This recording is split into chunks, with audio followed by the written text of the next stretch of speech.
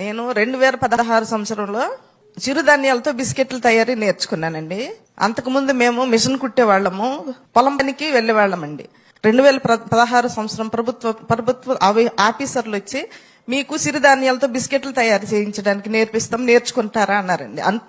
మేము నేర్చుకున్నామండి. నేర్చుకుని హాస్టల్ పిల్లలకి స్నాక్స్ పెట్టేవాళ్ళమండి. మల్టీగ్రెయిన్ బిస్కెట్లతో స్నాక్స్ పెట్టేవాళ్ళమండి. అయితే గత ప్రభుత్వంలో ఈ హాస్టల్ పిల్లల స్నాక్స్ ఆపేశారండి. అయినా మేము దాన్ని వదిలేయకుండా దాన్ని అభివృద్ధి చెందిస్తూనే ఉన్నామండి. కాకపోతే ఇలా ఆపేసినందుకు మీరు మా మీద దయ ఉంచి మళ్ళీ మాకు అది అవకాశం ఇప్పించవలసిందిగా కోరుచున్నామండి. 100 మంది పనిచేస్తున్నామండి. అక్కడ 30 మందితో స్టార్ట్ చేస్తామండి. 100 మంది పనిచేస్తున్నామండి. 100 మంది అవునండి. మీరు పండించిన పంటేనా చిరుధాన్యాలు? అవునండి, తీసుకుంటున్నారా?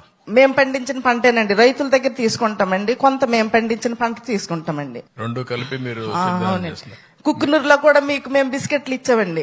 అరకులో కూడా ఇచ్చామండి బిస్కెట్లు మేము. ఇప్పుడు ప్రాసెస్ ఏమున్నాయి మీ దగ్గర? ఏమున్నాయి? యూనిట్ ఎట్టుంది? ఎట్లా చేస్తున్నారు? మల్టీగ్రెయిన్ బిస్కెట్లు, జొన్న బిస్కెట్లు, రాగి బిస్కెట్లు. దానికి కావాల్సిన మెషినరీ ఎంత ఉందా? మిషనరీ అంతా ప్రభుత్వమే మాకు ఫ్రీగా ఇచ్చిందండి. ఎంత ఖర్చు పెట్టారు అప్పట్లో? అప్పట్లో మేమైతే ₹1 ఖర్చు పెట్టలేదండి. ట్రైనింగ్ ఇచ్చేసారు. ట్రైనింగ్ ఇచ్చిన తర్వాత మిషనరీ మొత్తం ఫ్రీ ఇచ్చేసారండి. ఐటీడీఏ తరపు నుంచి మాకు 2 యూనిట్లు రన్నింగ్ అవుతున్నాయండి అక్కడ.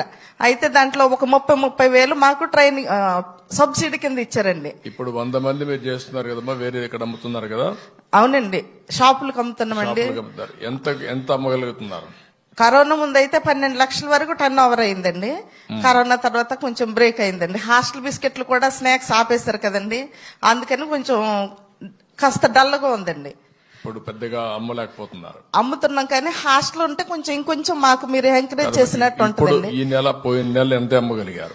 ఈ నెల పోయిన నెల ఒక 2 లక్షల వరకు అండి. పెద్ద మార్కెట్ ఏమి ఉండట్లేదండి. బయట షాపులకి, మెడికల్ షాప్ 100 మంది ఉన్నారు, 2 లక్షల వరకు అమ్మగలిగారు. అవునండి. ఓకే, నేను మాట్లాడు. అలాగే సార్, థ్యాంక్ యూ సార్.